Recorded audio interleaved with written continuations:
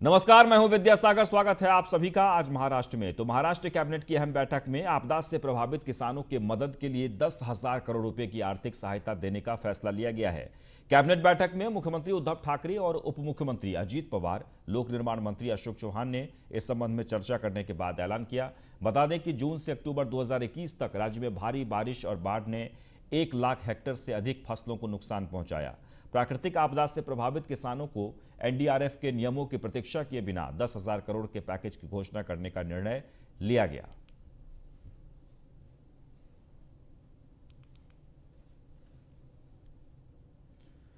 वह Mumbai cruise drugs party मामले में गिरफ्तार बॉलीवुड अभिनेता शाहरुख खान के बेटे आर्यन खान की जमानत अर्जी पर सुनवाई को कल सुबह 11 बजे तक के लिए स्थगित कर दिया गया है। मुंबई में एक विशेष अदालत इस जमानत याचिका पर सुनवाई कर रही है। सुनवाई स्थगित होने के बाद आर्यन खान को कम से कम एक और रात जेल में बिताना होगा। आर्यन खान को कई अन्य लोगों के साथ इस महीने की शुरुआत में नारकोटिक्स कंट्रोल ब्यूरो ने गिरफ्तार किया था।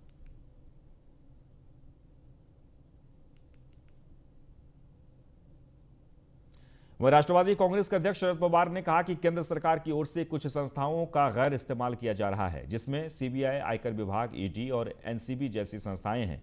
इन सभी एजेंसियों का इस्तेमाल राजनीति के लिए किया जा रहा है। महाराष्ट्र के पूर्व गृह मंत्री अनिल देशमुख पर आरोपों के बाद उन्होंने तुरंत अपने पद से इस्तीफा दिया था, लेकिन जिन्होंने आरोप किए थे वो गायब हो चुके हैं। ये फर्क है, ऐसा भी शरद पवार ने कहा है। हम कभी कभी सीबीआई की बात सुनते थे। काहे के लिए सुनते थे कि समझो यहाँ कोई एक ऑर्गेनाइज क्राइम हुआ तो विधानसभा में लोग बोलते थे कि यहाँ के पुलिस ठीक जांच नहीं करेंगे, क्राइम ब्रांच को दे दो। ये हम सुनते थे। और आजकल ईडी हमें मालूम भी नहीं थे इससे पहले। ये सब नई एजेंसीज, ये नार्कोटिक बोर्ड, ये तो इनकी देन है। हमें मालूम हो गया। वह राष्ट्रवादी कांग्रेस के अध्यक्ष शरद पवार ने यूपी में अगले साल होने वाले विधानसभा चुनाव में राष्ट्रवादी कांग्रेस की ओर से समाजवादी पार्टी को पूरी तरह से सहयोग की घोषणा की है। जहाँ तक विजय पार्टी एनसीपी की टीम है, वो लेकिन उसको 2 दिन जाकर आ गई, पहले दिन ही गई। और वहाँ के लोगों का और कोई सहायता देने की आवश्यकता है। हमारी ताकत वहाँ सीमित है, फिर भी वो की। जहाँ तक इलेक्शन की बात है, हम इस इशू पर अन्य पॉलिटिकल पार्टी के साथ बात करें। मेरा इसमें कहना साफ ये है कि उत्तर प्रदेश में परिवर्तन करना हो तो जिस पार्टी के पास ज़्यादा ताकत है और जो बीजेपी के खिलाफ मजबूती से खड़े रहने के लिए तैयार है। वह महाराष्ट्र सरकार ने सीबीआई द्वारा राज्य के मुख्य सचिव सीताराम कुंते और पुलिस महानिदेशक संजय पांडे को समन जारी करने के खिलाफ बॉम्बे उच्च न्यायालय में याचिका दायर की है। केंद्रीय एजेंसी ने महाराष्ट्र के पूर्व गृह मंत्री अनिल देशमुख के खिलाफ दर्ज प्राथमिकी के संबंध में ये समन जारी किए हैं। राज्य सरकार ने मंगलवार को यह याचिका दायर की और बुधवार को न्यायमूर्ति नितिन जमादार और न्यायमूर्ति एसबी कोतवाल की पीठ के समक्ष इसका उल्लेख करके इस पर तत्काल सुनवाई का अनुरोध किया है। उच्च न्यायालय ने मामले की सुनवाई के लिए 20 अक्टूबर की तारीख तय की है। सीबीआई ने महाराष्ट्र के पूर्व मंत्री अनिल देशमुख के खिलाफ भ्रष्टाचार की जांच के सिलसिले में इस महीने की शुरुआत में राज्य के पुलिस महानिदेशक संजय पांडे और मुख्य सचिव सीताराम कुंते को समन जारी किए थे और उन्हें इस सप्ताह से पहले पेश होने के लिए कहा गया था।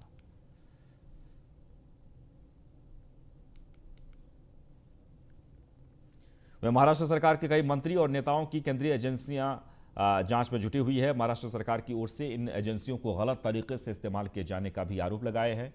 कांग्रेस में से बीजेपी में शामिल हुए पूर्व मंत्री हर्षवर्धन पाटिल ने कहा कि वे बीजेपी में आने के बाद मस्त और आराम से हैं, मेरी कोई जांच भी शुरू नहीं है। पाटिल के इस बयान के दौरान महाराष्ट्र विधान परिषद के नेता विपक्ष प्रवीण दरेकर, माजी मंत्री बाला भेगड़े मंच पर मौजूद रहे।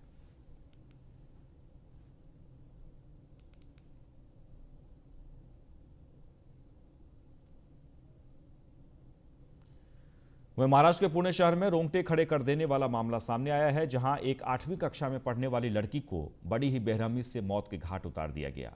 सरेआम हुई इस घटना ने पुणे शहर की पुलिस पर भी कई सवाल खड़े कर दिए हैं। आए दिन पुणे जिले में हत्या और बलात्कार के मामले प्रकाश में आ रहे हैं। जानकारी के मुताबिक मृतक लड़की कबड्डी की खिलाड़ी भी रह चुकी है। जब लड़की अन्य दोस्तों के साथ कबड्डी खेल रही थी तब उससे एक तरफा प्यार करने वाले आरोपी ने उसकी कोयते से गला रेतकर हत्या कर दी है। पुणे के बिवड़ेवाड़ी स्थित यश लॉन्स परिसर में जब यह वारदात हुई तब वहां कई बच्चे कबड्डी की प्रैक्टिस कर रहे थे।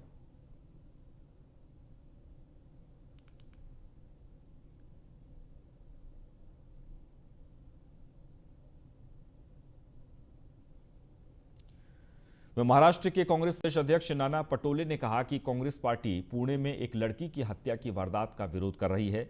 दोषियों के खिलाफ कार्रवाई की भी मांग की जा रही है। उन्होंने कहा कि बीजेपी इस तरह की घटनाओं को लेकर राजनीति चमकाने की कोशिश में जुटी हुई है।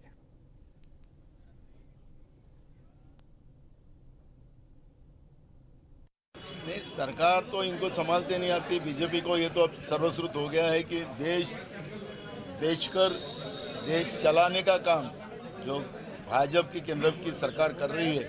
उत्तर प्रदेश में किसानों के न्यायिक अधिकार के मांग के ऊपर गाड़ी चढ़ाकर उनको मौत के घाट उतारने का पाप केंद्रीय गृह राज्य मंत्री का बेटा करता है, तो राज्य किसको चलाना आता नहीं, ये स्पष्ट हो चुका है। रही ये घटना जो पुणे में हुई है, उस घटना का हम निषेध करते हैं और ये प्रवृत्ति जो है, जो हिंसा की प्रवृत्ति है, उसका कांग्रेस विरोध करती है और तुरंत जो भी कोई गुनहगार हो तुरंत शासन ने उसको पकड़कर उसके ऊपर कड़क कार्रवाई करे, ये मांग कांग्रेस की तरफ से हम करते हैं।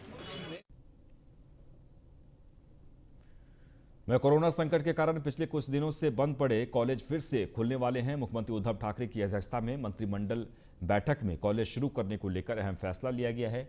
उच्च एवं तकनीकी शिक्षा मंत्री उदय सामंत ने बताया कि कॉलेज 20 अक्टूबर से काम करना शुरू कर देगा। उन्होंने यह भी रेखांकित किया कि छात्रों को टीके की दोनों खुराक की जरूरत है। 20 अक्टूबर से शुरू हो रहे कॉलेज की पृष्ठभूमि में अलग अलग जिलों में अलग अलग नियम जारी किए गए हैं। मुख्यमंत्री, उप मुख्यमंत्री, निर्माण मंत्री और सचिव की बैठक में यह निर्णय लिया गया है।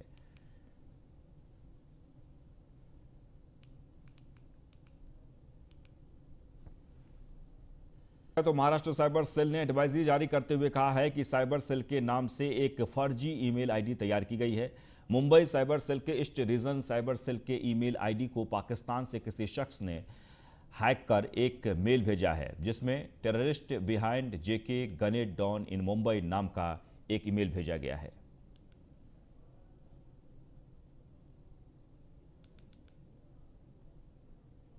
महाराष्ट्र साइबर के यहाँ इंटेलिजेंस यूनिट है। इंटेलिजेंस यूनिट को एक ईमेल ट्रेस हो गया है। उसमें ऐसी जानकारी मिल रही है, east region cyber police station का ईमेल आईडी हैक हो चुका है।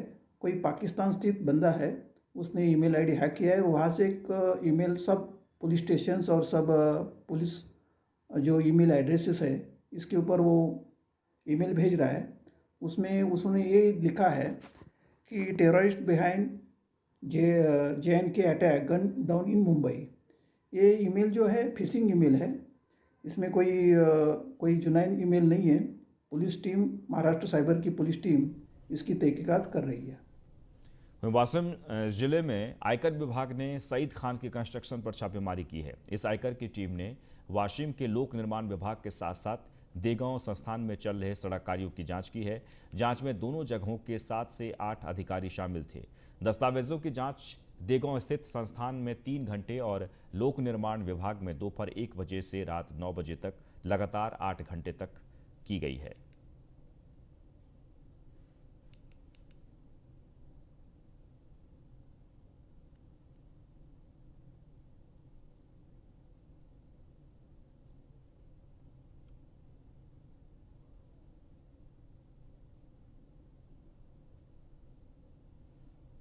तो वाशिम जिले में आयकर विभाग ने सईद खान के कंस्ट्रक्शन पर छापेमारी की है। इस अवसर आपको बता दें कि आयकर की टीम ने वाशिम के लोक निर्माण विभाग के साथ साथ देगांव संस्थान में चल रहे सड़क कार्यों की भी जांच की।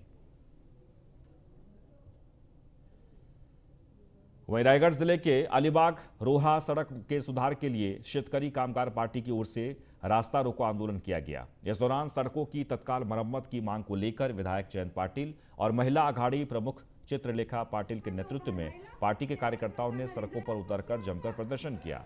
करीब 2 घंटे तक सैकड़ों कार्यकर्ताओं ने सड़क जाम कर प्रदर्शन किया।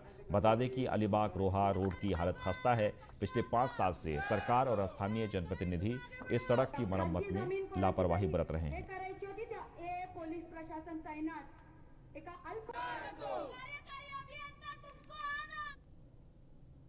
यह आंदोलन 100% कामयाब हुआ है।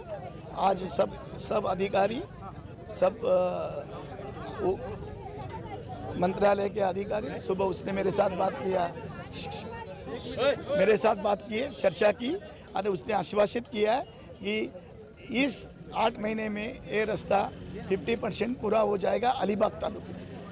अलीबाग तालुका में जो रास्ता है उसमें 50% के ऊपर तैयार हो जाएगा और दिवाली तक पूरे रास्ते की डागडुजी होके पूरा जो खड्डा पड़ा है वो पूरा हो जाएगा। छत्रपति शिवाजी महाराज अंतर्राष्ट्रीय हवाई अड्डा घरेलू टर्मिनल 1 पर आज से फिर से 70 उड़ानों के साथ परिचालन शुरू किया गया है। मुंबई एयरपोर्ट के टर्मिनल 1 पर बुधवार से फिर से परिचालन शुरू हो गया, जहां से पहली उड़ान सुबह 5:50 पर चेन्नई के लिए रवाना हुई और सुबह 7:20 पर चेन्नई से पहला आगमन हुआ। इस टर्मिनल से पहले दिन 70 उड़ानों के साथ 20 गंतव्यों के लिए परिचालन होगा।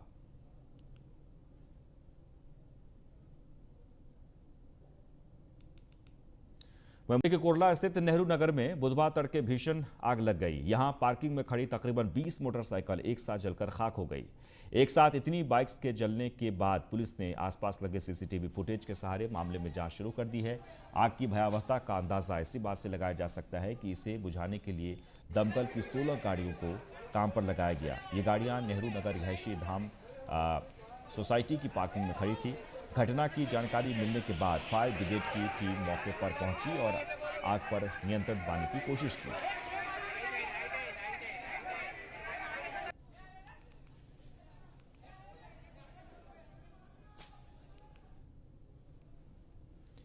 वह मुंबई में कोरोना भले ही नियंत्रण में आ गया हो, लेकिन अन्य बीमारियां तेजी से पैर पसार रही हैं। डेंगू के साथ साथ चिकनगुनिया भी इन दिनों उफान पर है। बीएमसी स्वास्थ्य विभाग की रिपोर्ट के मुताबिक बीते 2 वर्षों से चिकनगुनिया का एक भी मरीज नहीं मिला था, लेकिन इस वर्ष महज 10 महीनों में चिकनगुनिया के 30 मरीज पाए गए हैं।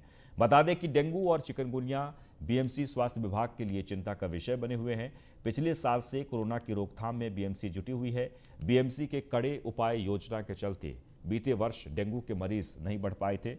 बीते वर्ष भर में डेंगू के 129 मरीज मिले थे, लेकिन इस वर्ष डेंगू के मामले में 4 गुना इजाफा देखा गया है। इस वर्ष महज 10 महीने में डेंगू के 573 मरीज मिले हैं। वहीं नासिक में जिला एवं सत्र कोर्ट परिसर में पुलिसकर्मी और वकील के साथ धक्का मुक्की और मारपीट का मामला सामने आया है। बताया जा रहा है कि जिला कोर्ट परिसर में पुलिस के जवान ड्यूटी पर थे। पुलिसकर्मियों ने कोर्ट परिसर में आए नागरिकों से अपनी बाइक ठीक से पार्क करने की अपील की। पुलिस ने अब्दुल लतीफ नाम के व्यक्ति को अपनी बाइक ठीक से पार्क करने को कहा। यह सुनते ही अब्दुल लतीफ समेत उसके सहयोगियों ने पुलिस को धक्का दे दिया और पुलिस की वर्दी फाड़ दी। इस दौरान मौके पर वकीलों ने विवाद को सुलझाने की पहल की। हालांकि आरोपित ने वकीलों के साथ गाली गलौज भी शुरू कर दी। वहीं पुलिसकर्मियों ने थाने में पहुंचकर अब्दुल लतीफ और उनके साथ आए लोगों के खिलाफ केस दर्ज करवाकर आगे की कार्रवाई शुरू कर दी है।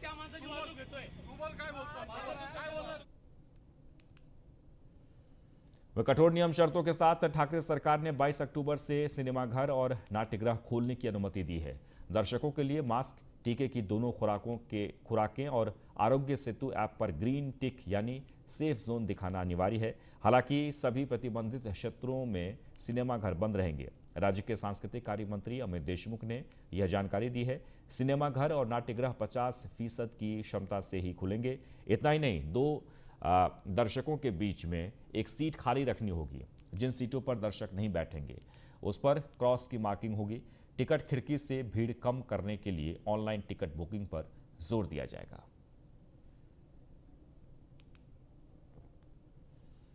और इसी के साथ ही आज महाराष्ट्र में बस इतना ही, लेकिन ताज़ा तरीन खबरों के लिए आप बने रहें न्यूज़ 1 इंडिया के साथ। नमस्कार।